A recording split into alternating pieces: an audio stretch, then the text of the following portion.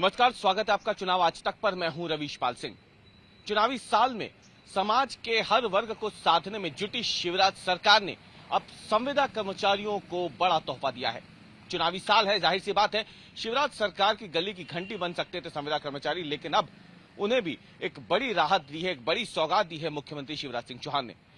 मुख्यमंत्री शिवराज सिंह चौहान ने संविदा कर्मचारियों को जो सालाना एक तरीके से देखा जाए तो नियमित किया जाता था, सालाना कॉन्ट्रैक्ट होता था, उस कल्चर से मुक्ति दे दी है। और अब इसके साथ ही यहां पे अगर बता दें तो कई दूसरी सुविधाएं भी जो है वो संविदा कर्मचारियों को देने की घोषणा शिवराज सिंह चौहान ने की है। शिवराज सिंह चौहान ने ये संबोधित करते हुए कहा कि संविदा कर्मचारियों की प्रतिवर्ष अनुबंध की प्रक्रिया समाप्त की जाती है। उन्होंने ये भी कहा कि संविदा कर्मचारियों की दृष्टि और कार्यकुशलता कई बार नियमित कर्मचारियों से भी ज्यादा देखी गई है। उनका काम कहीं से भी नियमित कर्मचारियों से कम आंका नहीं जाना चाहिए। कैसे मुख्यमंत्री शिवराज सिंह चौहान ने संविदा कर्मचारियों को सौगात दी, एक बार वो सुनिए। ये फैसला कर रहा हूं कि संविदा कर्मचारियों की प्रतिवर्ष अनुबंध की प्रक्रिया समाप्त की जाती है। मैं यही कह रहा हूं कि काम करेंगे, मेहनत से करेंगे, ड्यूटी पूरी करेंगे। ये रिन्यूअल का चक्कर समाप्त होना चाहिए ताकि निश्चिंता से काम कर सकें। इसलिए यह फैसला जरूरी है। और इसके साथ ही हम ये भी तय कर रहे हैं कि नेशनल पेंशन स्कीम का सबको लाभ दिया जाएगा। तो आपने सुना शिवराज सिंह चौहान ने क्या कुछ कहा संविदा कर्मचारियों के सम्मेलन में। करीब 1.5 लाख से ज्यादा संविदा कर्मचारी हैं मध्य प्रदेश में, जिनके लिए ये बड़ी घोषणा मुख्यमंत्री ने की है। मुख्यमंत्री ने इस दौरान ये भी राहत दी है कि कई बार, क्योंकि पिछले कुछ समय से अगर देखा जाए तो संविदा कर्मचारी हड़ताल पर रहते थे। हड़ताल पर रहने की वजह से उस दिन का उनका वेतन काट लिया जाता था जिस दिन वो हड़ताल पे होते थे। वो वेतन भी जो काटा गया है, वो काटा हुआ वेतन भी अब संविदा कर्मचारियों को वापस मिलेगा जो हड़ताल के दौरान उनका काटा गया था।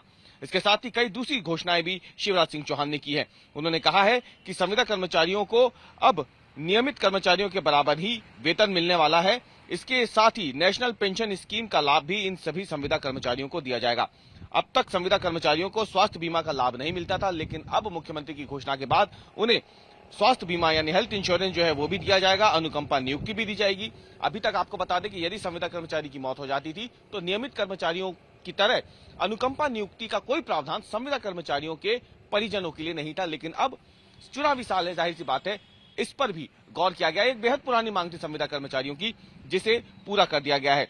रिटायरमेंट पर ग्रेजुएटी की व्यवस्था भी की जाएगी, ठीक उसी तरह जैसे कुछ दिनों पहले जो अगर देखा जाए तो जो आंगनवाड़ी है, आंगनवाड़ी सहायिकाओं और कार्यकर्ताओं के लिए मुख्यमंत्री शिवराज सिंह चौहान ने की थी।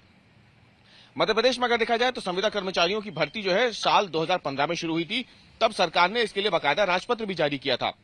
सरकार का ये मानना था कि नियमित कर्मचारियों की भर्ती से इतर अगर संविदा कर्मचारियों को रखा जाएगा तो राज्य के सरकारी खजाने पे कम खर्चा होगा। और इसके साथ ही संविदा कर्मचारियों पर जो है, क्योंकि कॉन्ट्रैक्ट के हिसाब से उनकी रहेगी तो उन पर काम करने का एक अतिरिक्त दबाव रहेगा, उन्हें अपने आप को साबित करना होगा।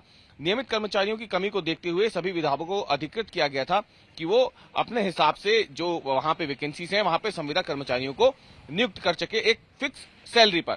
और अभी तक के हिसाब से देखा जाए तो जैसे नियमित कर्मचारी रिटायर होता था उसको तमाम दूसरे भत्ते भी मिलते थे, वो इन संविदा कर्मचारियों को नहीं मिलते थे। और इसीलिए एक लंबे समय से इनकी मांग जो है ये चली आ रही थी। अब देखिए चुनावी साल है तो जाहिर सी बात है सौगातों को मिलना भी एक तरीके से देखा जाए तो वो कम नहीं है। आंगनवाड़ी कार्यकर्ता सहायिका हो, देखा जाए दूसरे युवा वर्ग हो जिनके लिए सीखो कमाओ योजना शुरू की गई है।